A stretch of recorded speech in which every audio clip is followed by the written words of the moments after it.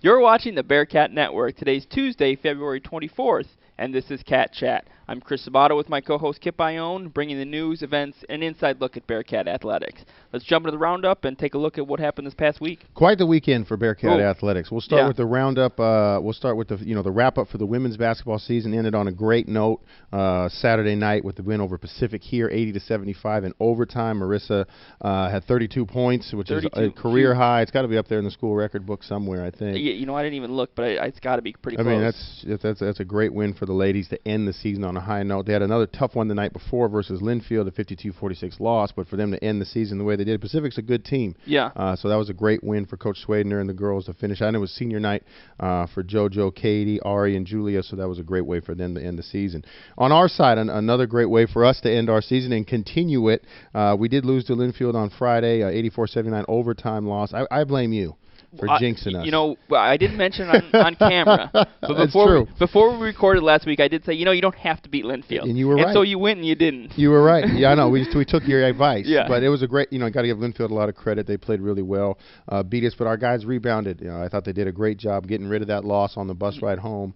And then we beat Pacific here in a winner-go-home game, 70-63 on our senior night for Kyle Talanoa, Robbie Gibbs, and Joseph Jackson. And that win propelled us into the NWC tournament, which will be Thursday up at Whitworth, which is awesome for our program. It's been a long time since we've been in the postseason. I thought Cone was I want to thank all the teams and all the students that came out.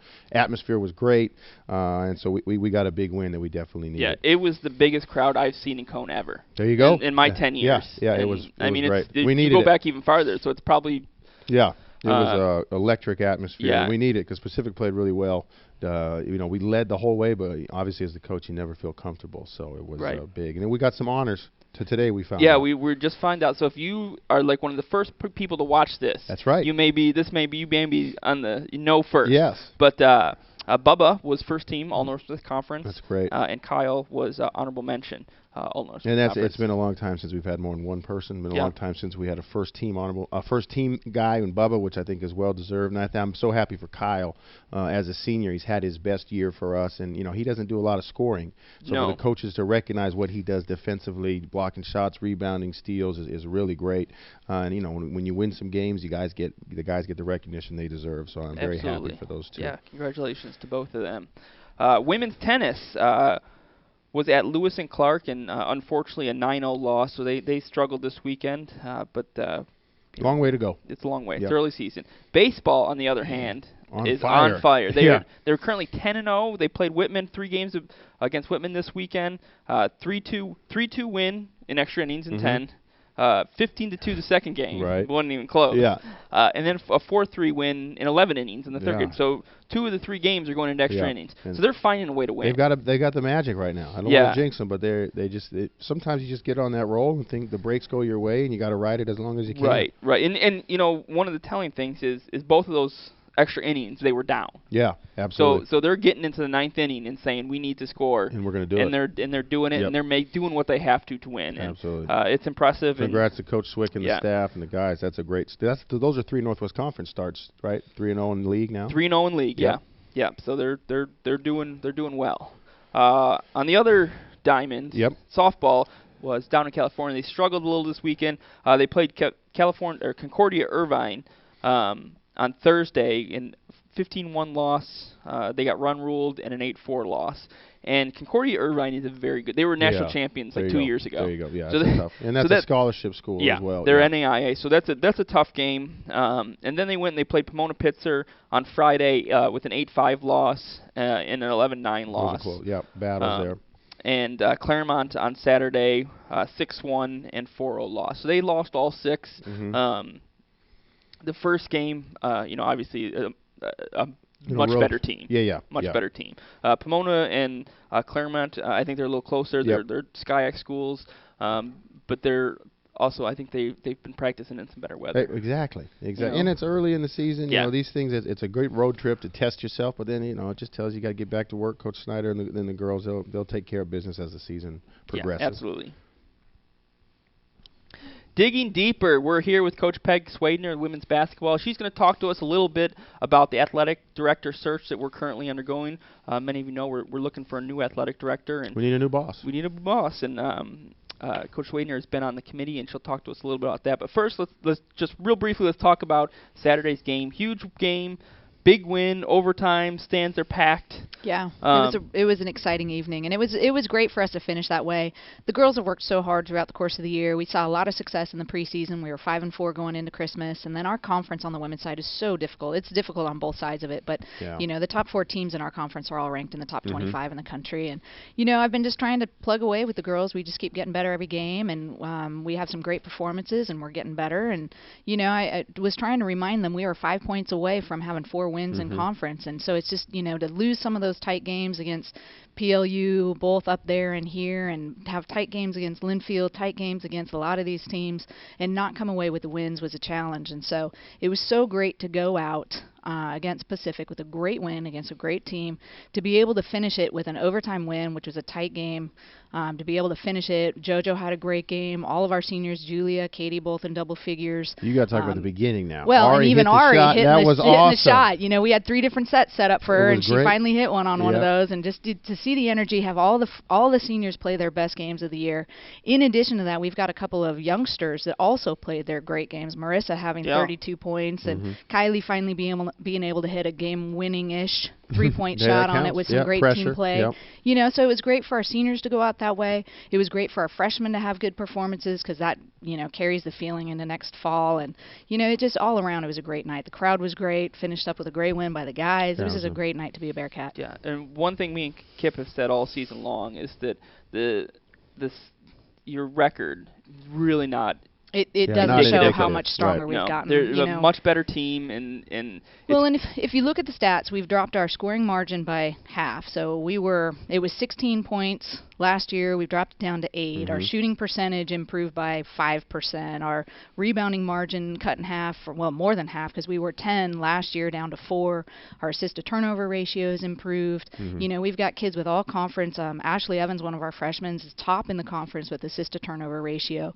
We have school records with Marissa with scoring 32 points. So that was a school record. Yeah. Because we were curious about that. It's tied, but it's still a school record. You've got Kylie with the school record performance with 9 3-point shots. She's leading the country, going 6 for 6 in a game, 3-point percentage for a game. You've got JoJo that's cracked into the top 3-point shooting attempt all time in school history. She passed Kelly. Yes, she did. In the makes. So we've got school records being broken, and stats are getting better. It's just it was tough for me to try to sell it to the girls on, okay, I know it's not carrying over in the wins, but we're getting so much better. So again, Saturday was a great way to end. That's great. Absolutely, congratulations, and a great season despite the record. Yep. So let's talk about the AD candidate search. Okay. So let's first. There's a committee that is charged with finding a candidate. So what's the makeup of the committee? It's a combination of coaches and players. There's people from Campus Life. There's the diversity director. There's people from the board of directors. So it's a good faculty members. It's a good combination of a lot of people that are invested in athletics to get a lot of different opinions to make sure that we get the right fit. And I think a lot of people would be surprised that we're Willamette in the Northwest. Is anybody who knows about this job opening? But the pool was pretty large. The pool was unbelievable. I just because I know there was a lot of concern about it, like you said, who would want to come direct us? And I think what I learned through the process is how well respected Willamette University is across the country, not just here in the Northwest, but across the country. We have applicants from all over the place with a really, really wide range of skill sets. And in talking to everybody, okay, well, why are you interested in Willamette? Across the board, they all will say, your school, your university, it speaks for itself. All these people are at these other universities that are maybe more difficult to sell. Willamette is such a strong university. It's so highly respected. Our faculty is highly respected. The athletics department is highly respected. Everybody knows what a Bearcat is. And it's a place where people want to come, and that's fun awesome. to be here. We've always talked about how great this place is, and it's fun to know that across the country, that's how people see it as well. Right. So in this, the committee, who's doing the hiring? Is it the committee is making a recommendation to a higher person? Yeah, the committee. Is that how it works? We will sift through. We were involved in the recruiting of inviting people to apply. We were going through the interviews, looking through all the applications and letters and whatnot. And we will recommend. We put together. There's a handful of candidates that are unbelievable as far as their combination of personality, experience, what they would be able to bring. Every single one of the candidates, the finalists, have the ability to elevate our athletic department. I'd be happy to work for any of them. I'm excited to work for any of them. And I really respect the stuff that Dave has done here. And, you know, we're really taking good steps here in the athletic department. And with all of these candidates, there's the future just looks really bright. So we will recommend, we recommended a group of people to come in on campus. And then ultimately, President Thorsett's going to be doing the hiring. President Thorsett is the one who makes the final decision. He's the big guy. Well, obviously, he should be. Yes. What's the timeline, you think, Coach, on when we'll have somebody in that office that's been vacant for a while? The goal is to be able, we'll see. We've got some people coming in shortly. The goal is to have somebody announced by spring break. How quickly depends on the situations that each of them are in, how quickly we can get them on campus. But the goal, it's been a quick timeline, and, I think we've done a really good job getting through the search, getting through the interviews, getting people on campus. And, at this point, we've stayed really clear to the timeline. So hopefully we'll be able to announce something spring break, if not closely after that. Super. And so you talked about how you were pleased with the candidates. That's your coaching hat. Oh, yeah. So, and we also mentioned that there were other people in the room that are from various constituencies around the campus. Is that a general feeling with everyone that we have a good group? Yeah, I mean, we've all been on the same page, from what we're looking for in a perfect athletic director to the concerns that we have to where do we want to see this program go, what kind of vision do we want to see. We've all been on the same page, and ultimately what it all comes down to is excellence.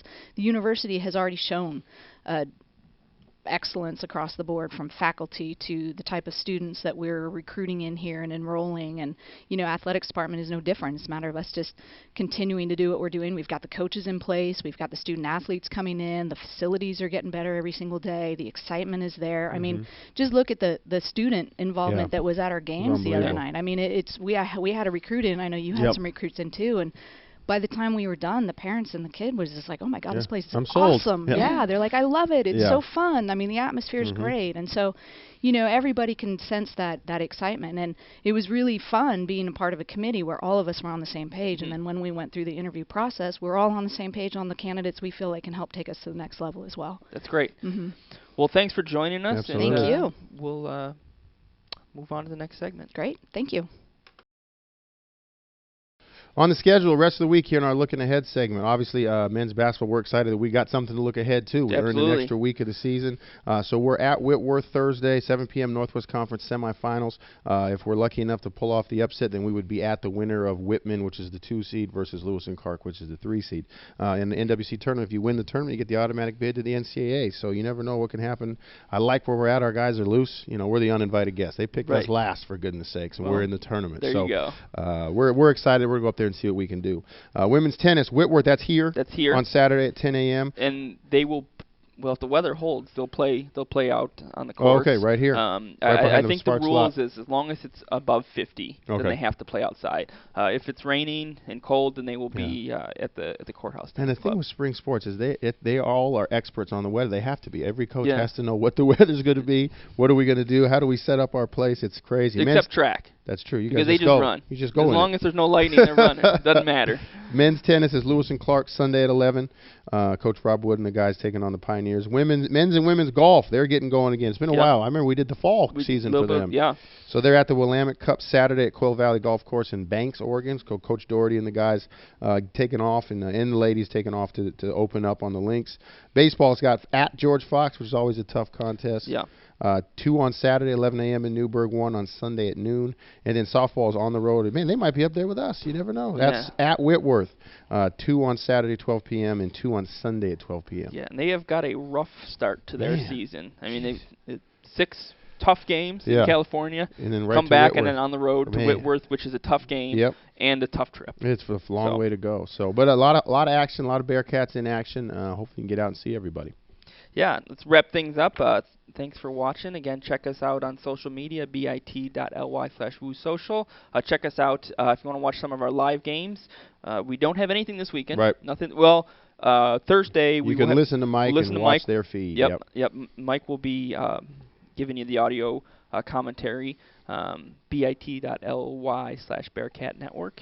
And until next week, we'll see you later. Go Bearcats.